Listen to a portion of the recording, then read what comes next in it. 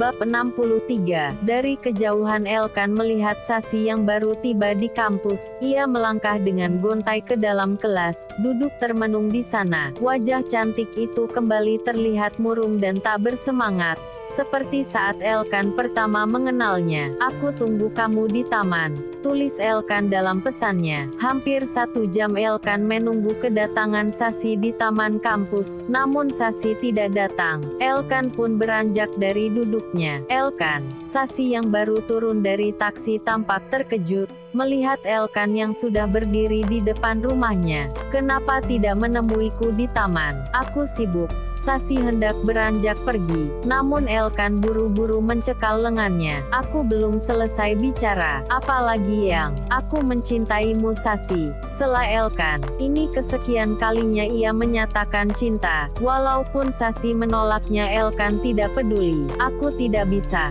jawab Sasi, lirih. "Aku akan menunggumu sampai kamu menerimaku." "Aku? Apa yang kau ragukan dariku? Kamu ingin aku menceritakan semua hal yang selama ini aku sembunyikan?" "Aku akan melakukan itu." Sasi tertegun. Ia menggeleng pelan. Sasi enggan memikirkan apapun selain keadaan Renata untuk saat ini. Sekalipun ia tidak menampik kalau ia pun menyukai Elkan. Sasi menepis tangan Elkan, berlalu pergi ke dalam rumahnya. Sasi masuk ke dalam kamarnya, terduduk di tepi ranjang. "Maafkan aku," gumamnya. Elkan pasti kecewa dengan sikap dan jawabannya. "Kepalaku pusing sekali." Jemarinya memijat pelan pelipisnya. Sasi mengambil obat penambah darah dari dalam laci. Obatnya habis. Melihat obat dan vitamin kandungan yang sudah habis, sepertinya aku harus kontrol kandungan sekarang. Tanpa berganti pakaian, Sasi pun bergegas keluar kamar. "Ibu," panggilnya mengetuk kamar sang ibu. Sasi membuka perlahan daun pintu itu. Tidak ada ibu di kamar. Sasi menghentikan langkahnya, melihat dari celah pintu ibu yang tengah tertidur dengan Renata. Sasi tersenyum tipis, tidak ingin mengganggu. Ia pun bergegas pergi ke rumah sakit tanpa berpamitan. Setibanya di sana, seperti biasa Sasi harus menunggu antrian. "Lihat Mas, bayi kita bergerak," ujar seorang wanita yang duduk di dekatnya. Suami wanita itu pun meletakkan tangannya pada perut sang istri. "Ya, dia bergerak. Sehat-sehat ya nak," ujar pria itu seraya mencium perut istrinya. Sasi tersenyum getir melihat pemandangan itu. Sebagai wanita normal tentu ia iri melihatnya. "Mas Setia," Sasi yang termenung dikagetkan dengan kedatangan Setia yang sudah berdiri di hadapannya. "Kamu mengikutiku?"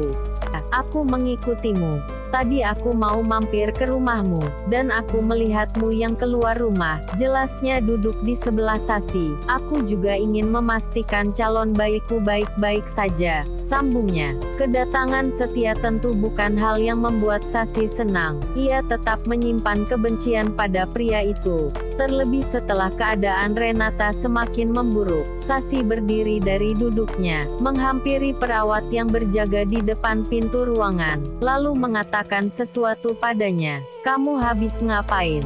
tanya Setia. Sasi tidak menjawab, kembali duduk dan menunggu antrian. "Nona Sasi," panggil perawat tersebut. Sasi beranjak dari duduknya, melangkah masuk ke dalam ruang pemeriksaan. Disusul langkah Setia di belakangnya. "Maaf, Bapak tidak boleh masuk," cegah perawat tersebut menghadang langkah Setia. "Apa? Saya tidak boleh masuk?" Setia terlihat bingung.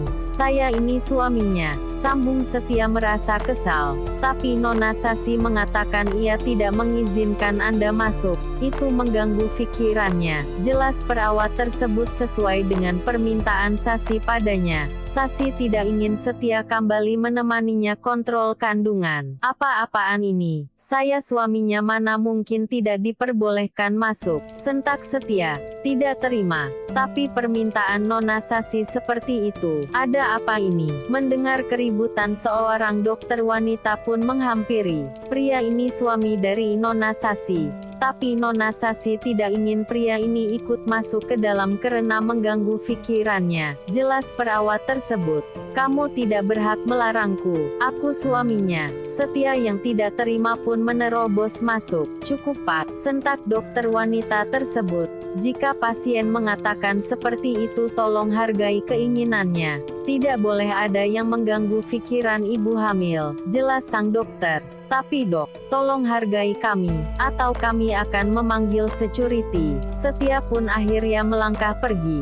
Terima kasih, ujar Sasi pada dokter dan perawat di sana. Sama-sama, sang dokter tersenyum ramah, segera memeriksakan keadaan Sasi. Sasi merasa lega, saat dokter mengatakan kandungnya yang sudah berusia 7 bulan, sehat dan baik-baik saja. Sasi mengusap pelan perutnya, tidak sabar untuk segera bertemu dengan malaikat kecilnya di dunia. Setelah pemeriksaan selesai, ia bergegas kembali ke rumah. Sasi, kamu dari mana saja nak? Ujar Ibu Rini seraya membuka pintu. Aku tadi habis kontrol kandungan Bu. Sasi mengeluarkan sesuatu dari tasnya. Lihat Bu, malaikat kecilku sehat. Lanjutnya, menunjukkan foto USG pada sang ibu. Sasi, ibu meraih tangan Sasi, menuntunnya duduk di sofa. Maaf ya nak, ibu tidak menemani kamu ke dokter kandungan. Dan maaf jika ibu tidak memperhatikan kandunganmu. Ujar Ibu Rini merasa bersalah, karena akhir-akhir ini perhatiannya memang tercurah pada Renata. Hampir lupa jika putri bungsunya juga sedang mengandung dan membutuhkan perhatian. Tidak apa-apa Bu, aku mengerti. Sasi tersenyum simpul. Ibu Rini memeluknya.